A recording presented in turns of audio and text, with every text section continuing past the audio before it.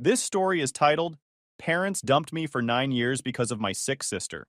When they finally tried to reconnect, I pretended not to know them.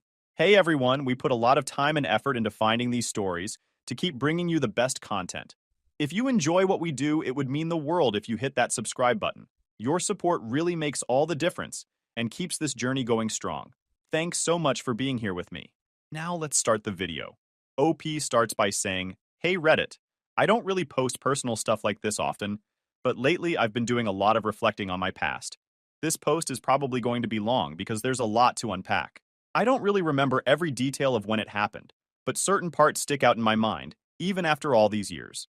I was 6 years old, and my parents told me I was going to visit my grandparents. It sounded exciting at the time because I loved visiting them. Gran always had cookies waiting, and she let me watch cartoons way past when I should have been in bed. My grandpa would take me outside to pick tomatoes in the garden, even though I didn't like tomatoes. I just liked hanging out with him. So when they said I'd be staying there for a little while, I didn't think anything of it. I remember my mom was really quiet that day. Quieter than usual. She hugged me before I left, but it didn't feel like her normal hug. It was stiff, kind of forced. My dad was rushing around like he had somewhere else to be. He barely said goodbye when he dropped me off. He didn't even come inside. He just kind of waved as he drove off. At the time, I thought maybe he was just in a hurry. It's funny how little kids don't see the bigger picture. I didn't realize I'd been abandoned. Not yet. At first, I kept asking Gran when my parents were coming back. She'd smile and say, Soon, sweetheart. I think she really believed that at first. I think we all did. But then days turned into weeks, and weeks turned into months. Gran eventually stopped giving me answers. She just looked sad whenever I asked. Grandpa, who was usually so cheerful, started shaking his head and muttering under his breath whenever my parents came up. The real explanation came from my uncle. My uncle is my dad's younger brother, and he's always been the kind of person who tells it like it is. No sugarcoating. I was playing in the backyard when he came over one day. He sat me down on the swing set and told me, as gently as he could, that my parents weren't coming back. Not for a while, anyway. They think it's best for you to stay here, he said. I didn't understand. Why would it be best for me to stay here? Why weren't they coming back? He tried to explain that my sister was sick and that my parents needed to focus on taking care of her. Even at 6, I knew that didn't feel right. Why couldn't they take care of both of us? Why couldn't I go back home? He didn't have answers for that. And I could tell he was mad at my parents, though he didn't say it outright. I remember crying that night. Not just crying, but sobbing. Like the kind of crying where you can't breathe. Gran sat with me on the couch and rocked me back and forth like I was a baby again. She didn't say much. She just let me cry it out. I think that's when it really hit me that they weren't coming back for me. Life with Gran and Grandpa wasn't bad, though. They were loving and kind, and they tried to give me as much stability as they could. But they were also old and tired. I think it was a lot for them to suddenly have a little kid to take care of. That's where my uncle and aunt stepped in. My uncle, who didn't have kids of his own, started coming over more often. At first, he'd just help out, fixing stuff around the house, mowing the lawn, and taking me out to get ice cream when he could tell I needed cheering up. But after a while, it became clear that my grandparents couldn't keep up with me full time. So my uncle and his wife offered to take me in. I didn't want to leave Gran and Grandpa, but they sat me down one evening and explained that it was for the best. You'll still see us all the time, Gran promised. And she was right. They only lived a few blocks away from my uncle, so I saw them almost every day. Living with my uncle and aunt was an adjustment at first. I was used to my grandparents' slower pace, and suddenly I was in a house with younger adults who had a completely different vibe. They were stricter in some ways. Bedtimes were actually enforced, but they were also more energetic. My uncle would play catch with me in the yard, and my aunt would bake cookies with me and let me decorate them, even though I was terrible at it. I started calling them Mom and Dad when I was around 8. It just kind of happened naturally. They never asked me to. They said I could call them whatever I wanted, but after a while, it just felt right. They were the ones who tucked me in at night, helped me with my homework, and came to my school events. The whole time, my bio parents were ghosts. I'd call them sometimes, but they wouldn't pick up. I'd send letters, but they wouldn't write back. Every now and then, Gran would get an update about my sister through one of her church friends, and that was the only way I ever knew what was going on with them. One time, when I was about 8 or 9, they did visit. I don't even remember why. Maybe they felt guilty, or maybe they just wanted to check the box of seeing their son. Whatever the reason, it was awkward. They acted like they didn't know what to say to me, and I didn't know what to say to them either. I was shy around them, like they were strangers. And honestly, that's what they felt like. They didn't stay long. I think the whole visit lasted an hour, tops. After they left, my uncle hugged me and said, "You don't need to worry about them, okay? We've got you." And that's when I decided that he was my real dad. My bio parents might have brought me into the world, but they weren't the ones raising me. Looking back, that drop off at my grandparents' house was probably the most defining moment of my childhood. It's the moment my life split in two, the life I thought I'd have with my bio parents, and the life I ended up having with my uncle and aunt. I'm grateful for them every single day, but I'd be lying if I said that abandonment didn't leave some scars. By the time I was about 9, I had stopped asking about my bio parents as much. Not because I didn't care, I mean, they were my parents, right? But because asking never led to anything. I'd bring them up, and my grandparents would just get quiet. My uncle and aunt, though they tried to stay neutral, couldn't hide their frustration either. I guess I just got tired of the same non-answers. At first, I still tried to reach out to them. I'd send letters with little updates about school, like, "I got a gold star on my spelling test," or, "We're learning about dinosaurs," and T-Rex is my favorite. Looking back, they were probably the kind of things a little kid would think their parents would love to hear, but they never wrote back. Not once. I'd sit by the mailbox for days after sending something, hoping maybe this time they'd reply. Eventually, I just stopped waiting. When I was around 10, I had this old flip phone my uncle gave me. It didn't have games or anything cool on it, just basic calling and texting, but I loved it because it made me feel grown up. I used to call my parents sometimes, thinking maybe they'd pick up if it was their big boy son calling. They didn't. Not once. I left voicemails sometimes, but they never called back. One time I even asked Gran if maybe they'd lost my number or forgot where we lived. She just gave me this sad little smile and said, "Sweetheart, they know how to find you if they want to." I don't know why, but that hit me hard. The idea that they could call or visit anytime they wanted but just didn't, that was a tough pill to swallow. I think what really made me stop trying was this one visit when I was around 11. It was their first visit in years, and I got so excited when I heard they were coming. I cleaned my room, brushed my hair extra nice, and even put on this stupid button-up shirt my aunt said made me look handsome. When they showed up, though, it was like they barely knew me. They acted polite, like how you might act around a coworker's kid or something, but not like parents. My mom brought me this generic toy truck, and my dad just kind of sat there awkwardly, asking questions like, "So, how's school?" It felt weird, like they were strangers. I wanted to yell at them. "I'm your son. Why don't you know me?" But I didn't. I just sat there and gave short answers until they left. After that, I told my uncle I didn't want to see them anymore. He didn't push me on it, just said, "That's your choice, buddy. We'll support you no matter what." I stopped calling them, stopped writing, and honestly, they didn't even notice. The silence between us wasn't just me cutting them off, it was mutual.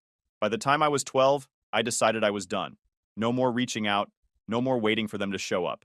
I was over it. If they wanted me in their life, they'd have to prove it. Spoiler alert, they didn't. What made it easier to let go was how much my aunt and uncle stepped up. They didn't just take care of me, they parented me. My uncle went to every parent-teacher conference, even the boring ones where the teacher just said, "He's doing fine." My aunt would stay up late with me when I had a project due the next day, even though I'd procrastinated until the last minute. One summer, they even took me to Disneyland. I didn't really think much about it at the time, but looking back, I realize how much they saved up for that trip. We weren't rich or anything, but they wanted me to have that experience. My uncle even went on Space Mountain with me, even though he hates roller coasters. That's the kind of people they are. Meanwhile, my bio parents were basically ghosts. I didn't hear from them at all after that awkward visit. Gran mentioned them once in a while, like, "Your mom asked how you were doing," but it felt so hollow. If she cared, why didn't she ask me directly? It's not like my phone number changed. The last real update I got about them was when my sister got worse. Gran told me in passing that they'd moved to be closer to a hospital that specialized in her illness. I felt bad for my sister. I really did. But I also felt this resentment bubbling up. They could uproot their whole lives for her, but they couldn't pick up the phone to check on me? I tried not to let it get to me too much. My life with my uncle and aunt was good, stable. They made sure I had everything I needed, and they were always there for me, even when I didn't realize I needed them. I still saw my grandparents all the time, and they always made me feel loved. By the time I was a teenager, I think I'd come to terms with it. My bio parents weren't really my parents anymore. Not in the way that mattered. I started seeing my uncle and aunt as my real parents. They earned that title in every way that counts. What stuck with me, though, was this underlying sense of being disposable. Like, If my parents could just leave me like that, what did that say about me? Was I not worth fighting for? I didn't talk about those feelings much, but I think my uncle and aunt sensed it. One day, out of the blue, my uncle sat me down and said, "You know you're wanted, right? You're not just here because we had to take you in. We wanted you." I didn't cry in front of him because, you know, teenage boys don't cry. But later that night, I did. I think that's when I stopped thinking of myself as the kid my parents left and started thinking of myself as the kid my uncle and aunt chose. It made all the difference. By the time I was 14, I had settled into my life with my uncle and aunt as my new normal. I wasn't the kid who got left behind anymore, at least not in my day-to-day life. My uncle and aunt never made me feel like a burden. If anything, they treated me like I was the best thing that ever happened to them. One day, I overheard my aunt talking to my gran about how they'd never been able to have kids. She sounded so sad, saying, "We tried everything, but it just wasn't meant to be." I had no idea before that.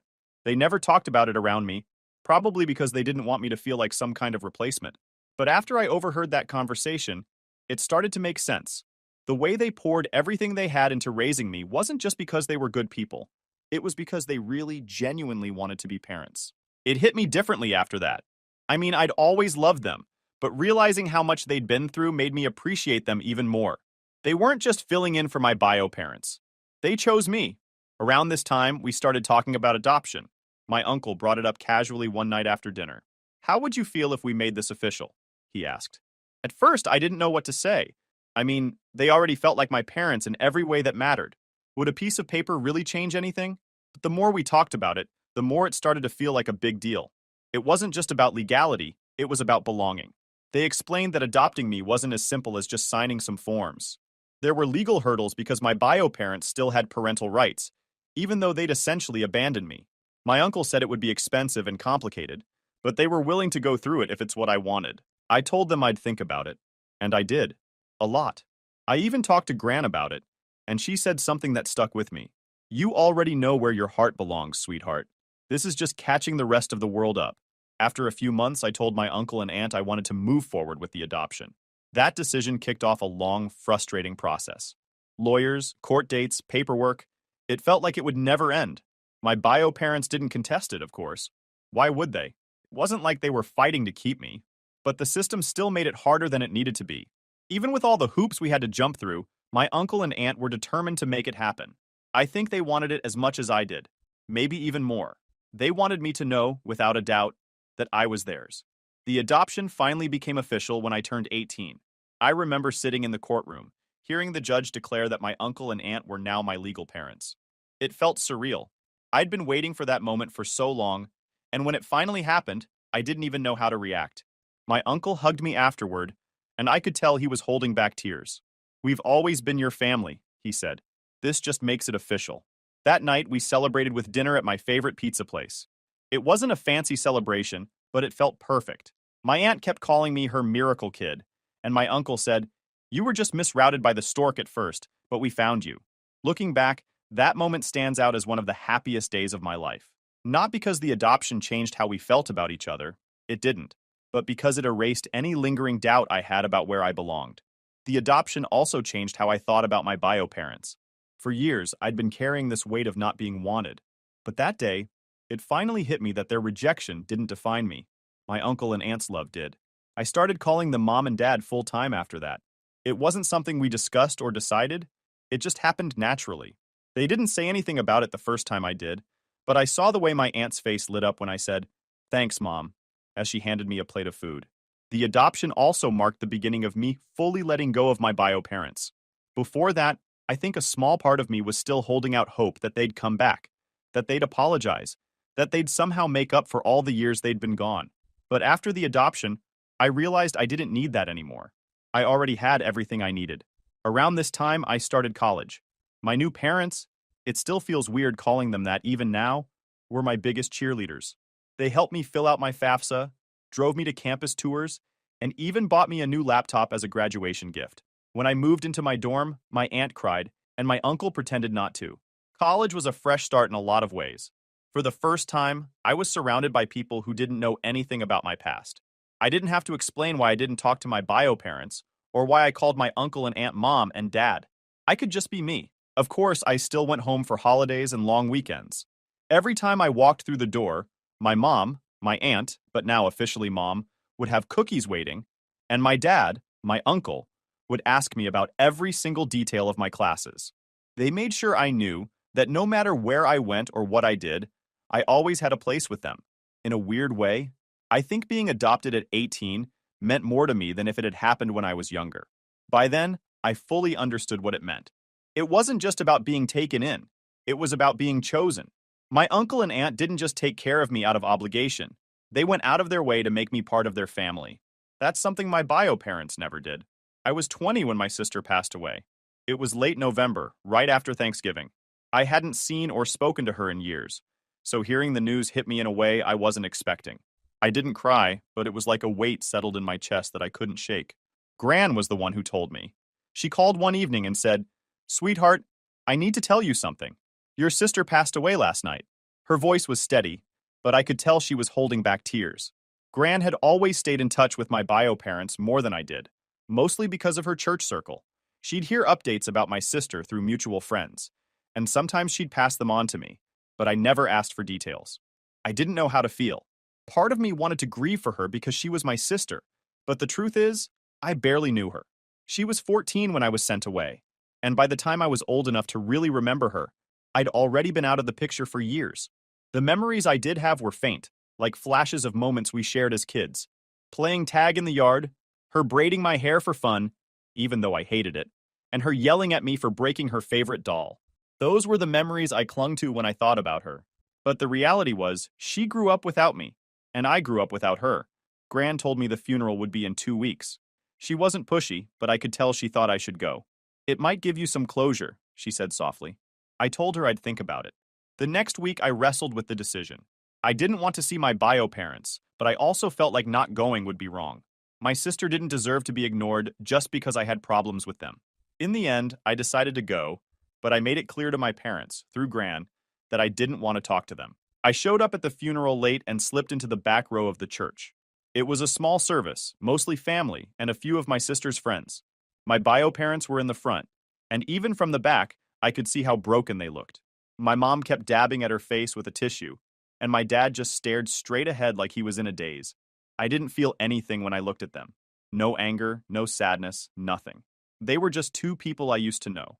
The service itself was short and quiet. The pastor talked about my sister's life, her strength, and how much she meant to the people who loved her. I sat there, feeling out of place. I didn't belong in that room, surrounded by people who knew her so much better than I did.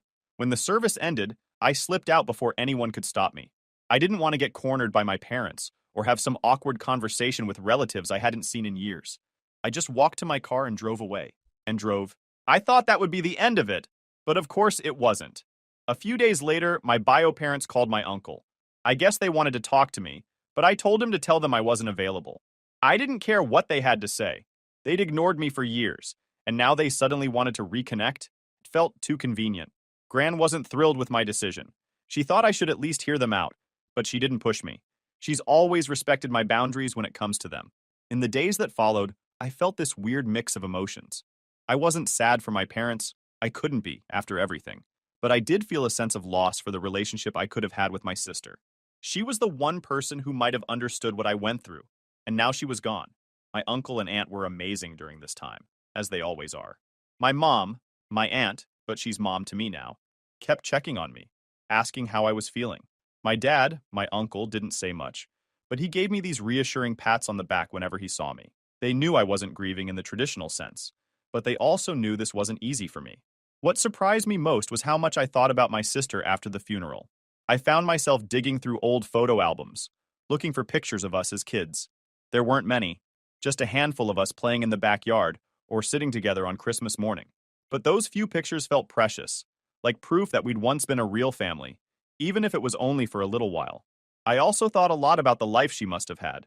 Gran had told me bits and pieces over the years. My sister was strong, kind, and loved by everyone who knew her. She fought her illness with everything she had, and I respected her for that.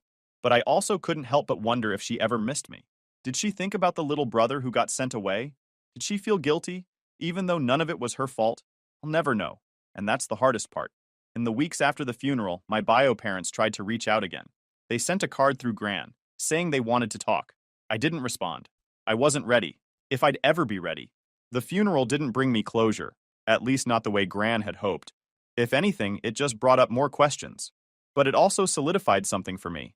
My parents and I were strangers now. They might have given me life, but they weren't my family. My family was the people who stood by me, who raised me, who loved me without conditions. Christmas was always a big deal for my family. Not my bio parents, of course. I'm talking about my uncle, aunt, gran, and grandpa. Ever since I started living with my uncle and aunt, they made Christmas special for me. Decorating the tree, baking cookies, blasting Christmas music. It was like something out of a holiday movie. For years, that was my Christmas tradition, and I loved it. This past Christmas felt a little different, though. It was the first one after my sister's funeral, and while I hadn't been close to her, the absence of her presence in the background of my life felt strange. My bio parents had tried to reach out to me a few times since the funeral, but I'd ignored every attempt. I figured they'd get the hint eventually. That night, I went to midnight mass with Gran, which was something we always did together. My aunt and uncle didn't usually come. They weren't really church people, but Gran loved the tradition, and I liked spending that time with her. It was one of those quiet moments where everything feels peaceful, and for a while it felt like the weight of everything that had happened was lifted off my shoulders. That peace didn't last long. About halfway through the service, I felt someone sit down behind us. At first, I didn't think much of it, but then I caught a whiff of my mom's perfume. It's funny how smells can trigger memories.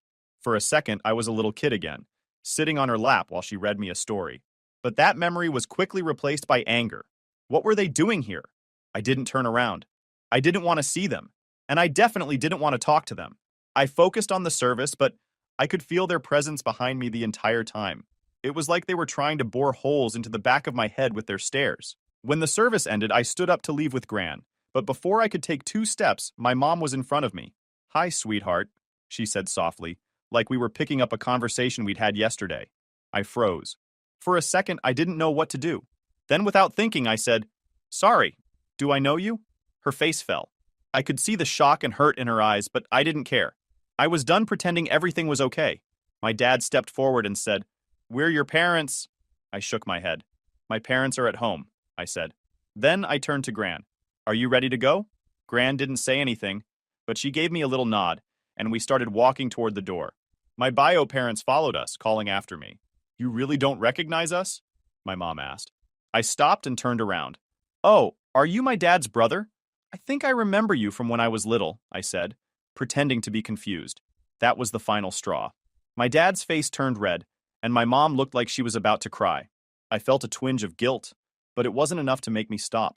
They had years to make this right, and they hadn't. Gran didn't say much on the way home. She just held my hand and squeezed it every now and then. I think she was proud of me for standing my ground, but she also knew how heavy the moment was for me. When we got back to the house, my aunt and uncle were waiting up for us. I told them what happened, and my uncle just shook his head. "They don't get to play the victim now," he said. "Not after everything." I went to bed that night feeling a mix of emotions. Part of me felt triumphant, like I'd finally stood up for myself in a way I never had before. But another part of me felt hollow, like maybe I'd crossed a line. A few days later, a letter arrived. It was from my bio parents. My aunt handed it to me with a look that said, "You don't have to read this if you don't want to." But curiosity got the better of me, and I opened it. The letter was long and emotional. They talked about how hurt they were by my reaction, how they'd only ever tried to do what was best for me, and how they'd always be my parents no matter what. They asked for forgiveness, saying they wanted to start fresh now that my sister was gone. I didn't respond. I didn't know how to. My family was divided on what I should do. Gran thought I was justified in how I handled it. "They made their choice a long time ago," she said. "Now they have to live with it." Some other relatives, though, thought I was being too harsh. "They're grieving," one cousin said. "Maybe this is their way of trying to make amends." But to me, it felt like too little, too late. Where were they when I was 8 and scared and confused? Where were they at my school plays, my birthdays, my graduation? They had their chance, and they blew it. The thing is, I don't hate them. I don't think I ever could. But I also don't feel like I owe them anything. They made their choice, and I made mine. For now, I'm focusing on the family that's always been there for me. My aunt and uncle, who raised me when my parents wouldn't, and Gran, who never stopped loving me. They're the ones who matter. After Christmas, things went back to normal, or as normal as they could be. I returned to school, buried myself in studying, and tried to push the awkward encounter at midnight mass out of my head. But my bio parents weren't done. About a week into January, another letter arrived. This one wasn't just emotional, it was almost desperate. My aunt handed it to me like she was holding a bomb, her eyes full of concern. "You don't have to read this," she said gently. But I did. I felt like I had to, even if it was just to see what they had to say. The letter was long, several pages, handwritten in my mom's neat script. She apologized, over and over, for what they'd done. She explained that they'd been overwhelmed when my sister got sick and had made decisions they thought were best for everyone, even if those decisions hurt me. She said they'd never meant to abandon me, but they didn't know how to juggle everything at the time. It sounded like excuses to me. They didn't know how to juggle everything? Plenty of families deal with tough situations without throwing one of their kids away like an old toy. The letter went on to talk about my sister's final years, how hard she'd fought, how much she missed me, and how she'd always hoped we could reconnect someday. That part stung. I'd spent so much time being angry at my parents that I never really thought about how my absence might have affected her. But then the tone shifted. My mom started talking about how, now that my sister was gone, they wanted to rebuild our family.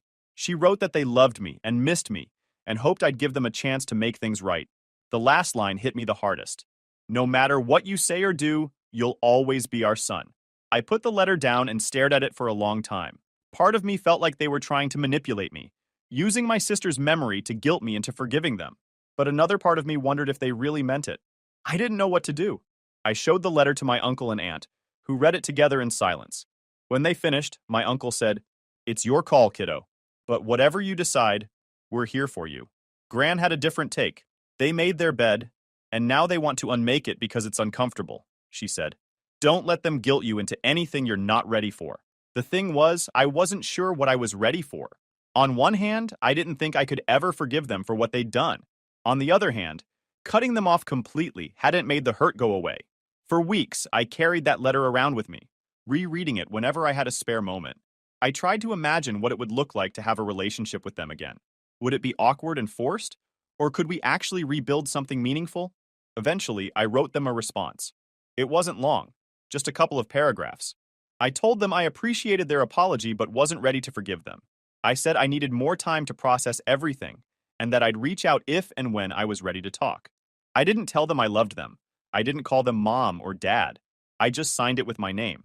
When I sent the letter, I felt a strange mix of relief and sadness. Relief because I'd finally said what I needed to say. Sadness because I knew it wasn't the happy ending they were hoping for. A few weeks later, my mom wrote back. Her letter was shorter this time, but the tone was different. It felt less desperate, more understanding. She said she respected my decision and would wait as long as it took for me to be ready. She didn't push or guilt trip me. She just said she loved me and wanted me to be happy, no matter what that looked like. I haven't responded yet. Maybe I will someday, but for now, I'm focusing on the people who've always been there for me. My aunt and uncle, my real mom and dad, have done more for me than my bio parents ever did. They gave me a home, a family, and a sense of belonging. That's something my bio parents can't take away, no matter how much they try to reconnect. Gran says I handled the situation with more grace than she would have. "You're a better person than me, sweetheart," she said with a little laugh. I would have told them where to stick it. Maybe she's right. Maybe I am too soft. But I like to think that setting boundaries while leaving the door open just a crack isn't weakness. It's me taking control of the situation on my own terms. For now, I'm at peace with where things stand. My bio parents might always be a part of my story, but they're not the whole story. The family that raised me, loved me, and chose me, that's my real family. And that's all I need.